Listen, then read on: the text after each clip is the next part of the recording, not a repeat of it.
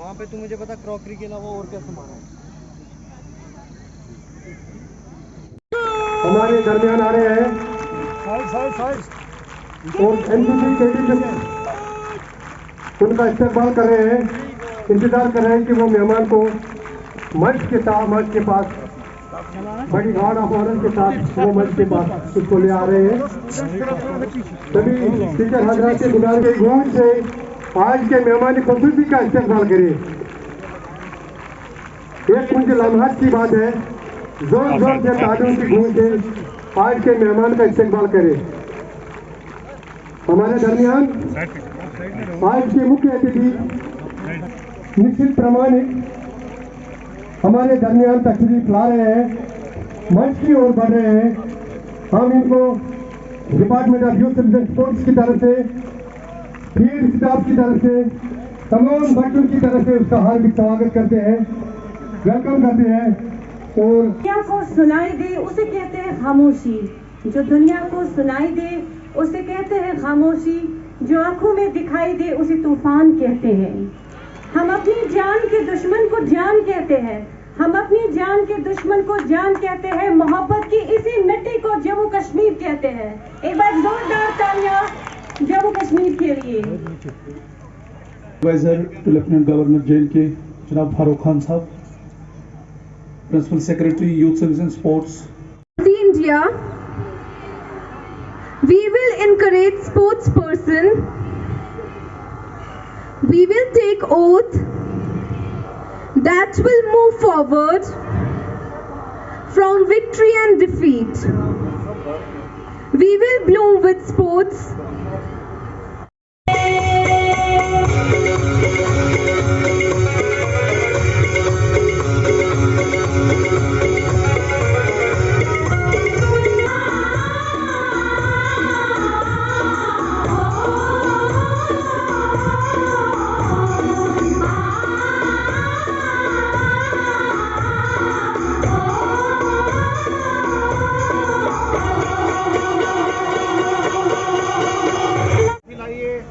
दौड़ के आइए, दौड़ के आइए।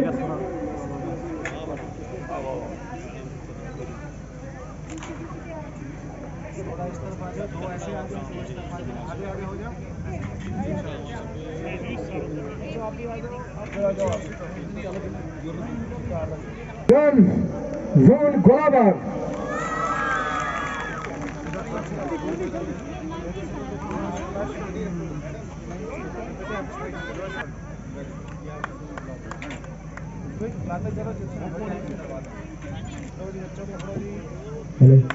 क्लैपिंग करो।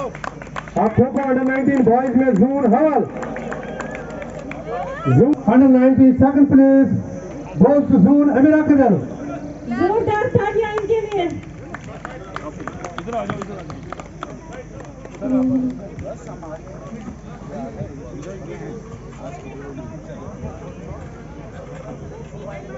अंडर 17 बॉयज वॉलीबॉल जून गोलाबाग। इसी के साथ जिंदगी का सौदे दरूर।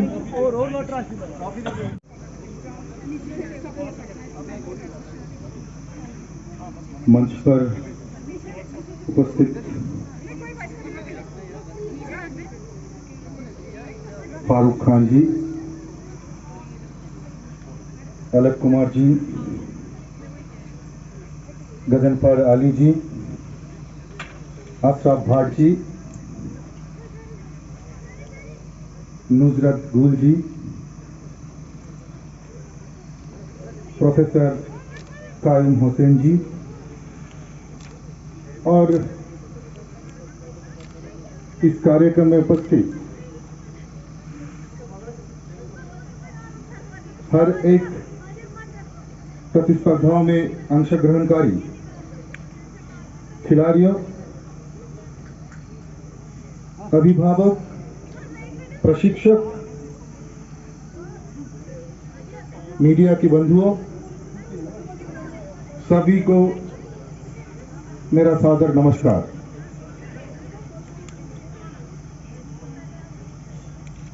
आज इस कार्यक्रम में आने के बाद वाकई मुझे ये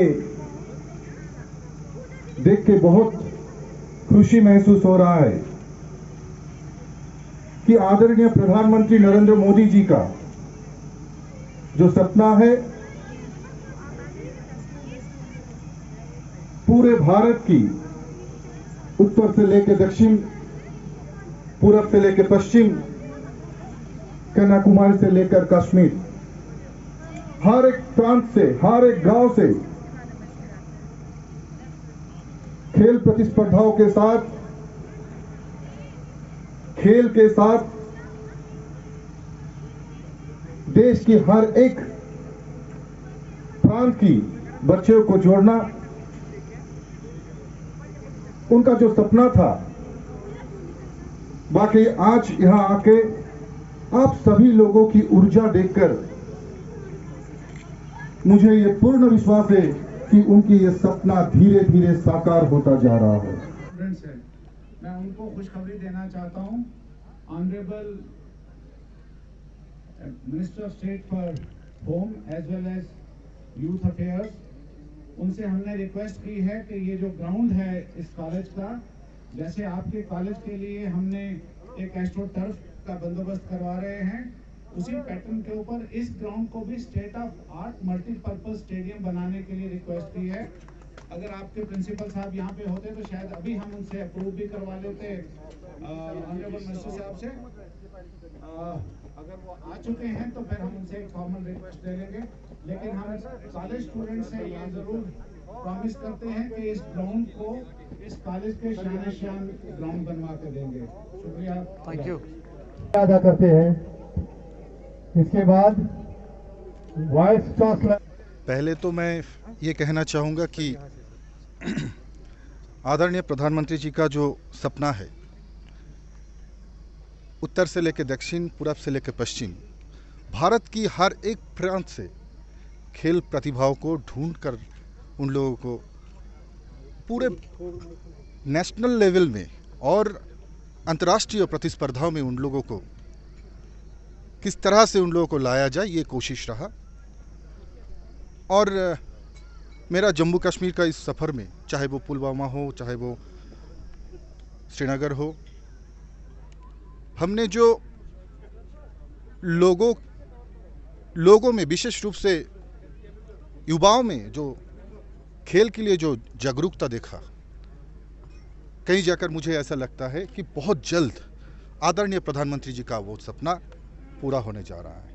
और मैं विशेष रूप से धन्यवाद देना चाहूँगा सारे जो मीडिया है और अभिभावक और प्रशिक्षकों को भी, जो लोग बढ़ चढ़ के आगे आया और खेल प्रतिस्पर्धाओं में हिस्सा लेने के लिए अपना बच्चों को प्रोत्साहित करता रहा, निरंतर जिन लोगों का प्रेरणा देता रहा, मैं उन लोगों को भी धन्यवाद करना चाहता हूँ। बाकी मेरा ये पूर्ण विश्वास है कि आगे जाके कश्मीर के युवा भी अंतर्राष्ट्रीय प्रतिस्पर्धा में भारत के लिए पहले भी कर चुका है अंशग्रहण, और आगे जाके भी बहुत संख्या में, बहुत आंकड़े में करेंगे। और सिर्फ पार्टिसिपेट करना ही नहीं, ओलंपिक्स में मेडल भी वो लोग देश के लिए लाएंगे, ये मेरा पूर्ण विश्वास है। वो ज़्यादा ज़रूरी नहीं होता। ऐसा है कि बदकिस्मती से ये जो सारे हमारे ICDS जो हेल्पर्स लगाए गए थे आंगनबाड़ी सेंटर्स में, इनका कोई ऑर्डर कहीं पे कुछ भी नहीं था। ये कैसे लगे हैं, क्या लगाया गया है, किसने लगाया है, कुछ भी नहीं। इनको कहीं कहीं से इकट्ठा करके आगे पीछे जो करके तो इनको दिया जाता था पैसा। हमने ये चौंके किसी भी ऑर्डर, अब आप ही में से किसी को उठाकर किसी जगह पर काम करवाना शुरू कर दिया जाए जिसमें कोई गवर्नमेंट ऑर्डर ना हो, तो वो कैसे तनख्वाह दी जाएगी। हमने बहुत कोशिश की थी कि इनका हो जाए, 1 साल से कम हम कर रहे थे कोशिश कि किसी तरीके से इनका ठीक हो जाए, लेकिन वो नहीं हो पाया। अब इसमें यह है कि हमने जो नई स्कीम डाली है उसमें हम काफ़ी सारी पोस्ट से निकाल रहे हैं इन हेल्पर्स की, और उसमें जो इनमें से क्वालिफाइड होंगे और उनको हम उस इंटरव्यू में एक्स्ट्रा मार्क्स देंगे। उनके लिए हमने एक्स्ट्रा मार्क्स रखे हैं, जो उनका एक्सपीरियंस होगा तो इनमें से बहुत से लोग वापस आ जाएंगे। मैं इनको कहूँगा कि एजुटेशन का पाथ चुने बगैर ये भरोसा रखें, हम किसी को भी यहाँ पे बेरोजगार नहीं देखना चाहते। सर क्या श्योर भी है कि किसी के साथ गलत नहीं, बहुत सारे ओवरेज भी हो गए हैं आज तक कभी किसी के साथ पिछले 2 साल में, और ख़ास तौर पर 5 अगस्त 19 के बाद किसी के साथ कुछ गलत नहीं हुआ है। पहले जो गलतियाँ होती रही हैं ये उनका नतीजा है। ये उन लोगों का उनका गिरबान पकड़ा जाना चाहिए जिन्होंने इन्हें धोखे से जाकर बता दिया कि तुमको हमने सरकारी मुलाजिम लगा दिया है। 900 लोगों से ज़्यादा लोगों को एक धोखे के साथ चलाया जा रहा था, और आगे पीछे से कहीं कहीं से इकट्ठा करके भीख मांग के इनकी तनख्वाह के नाम के ऊपर कुछ इनको दिया जा रहा था। इनके पास कुछ भी नहीं था। सर जिन लोगों ने इनको एंगेज किया, क्या आप उनको जी हाँ, उनको उनके खिलाफ उनकी आइडेंटिफिकेशन का प्रोसेस और उनके खिलाफ एक्शन का प्रोसेस भी हमने कॉन्फिडेंशियली ऑन किया हुआ है। लास्ट वन क्वेश्चन है कि आफ्टर द एब्रोगेशन ऑफ 370 2 नारे लगाए गए, एक पीस और दूसरा डेवलपमेंट। पीस को साइड में रखिए, आप जानते हैं कितना पीस है इस वक्त वैली में। दूसरा जितना पीस है आज वैली में, इतना पिछले 31 साल में नहीं था। सर इस ठीक वक्त है, सबसे ज्यादा सिक्योरिटी डिप्लॉयमेंट है वो 370 के बाद वादी में इस वक्त है जी। तो क्या पीस के लिए सिक्योरिटी की डिप्लॉयमेंट नहीं होनी चाहिए? 370 से पहले इस तरीके की सिक्योरिटी था, कभी पत्थर से कभी किसी से। जब से ये फोर्सेस आई हैं, ये पीस कायम करने वाली फोर्सेस हैं।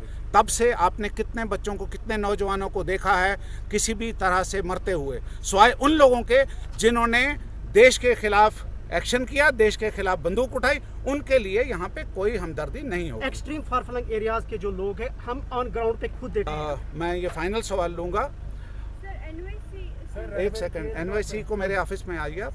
ये जो आपने फार फ्लंग एरियाज की डेवलपमेंट की बात की है, देखिए पिछले 72-73 साल में उन फार फ्लंग एरियाज में कुछ नहीं किया गया, तभी आज उनकी हालत इतनी बदतर है। और सरकार के पास, हमारे पास ऐसा कोई अलादीन का चिराग नहीं था कि जिसको दबाते ही ये काम कर दिए जाएं सारे। वहाँ पे इस वक्त ख़ास तवज्जो LG साहब की क़यादत में बहुत ख़ास तवज्जो दी जा रही है। वह पिछड़े इलाके, चाहे वो जम्मू के हों चाहे कश्मीर के हों, और जो बैक टू विलेज वगैरह के जितने भी प्रोग्राम करवाए गए उनमें ये इन खास तवज्जो दी गई है बैकवर्ड एरियाज़ को, पहाड़ी एरियाज़ को, पिछड़े हुए एरियाज़ को। शुक्रिया सर। NYC जो रैबर दिन भर की सभी खबरों के लिए सब्सक्राइब कर दीजिए हमारी ऑफिशियल चैनल को, और साथ ही साथ बेल आइकन भी दबा दीजिए ताकि आप हो सके हर खबर से वाकिफ।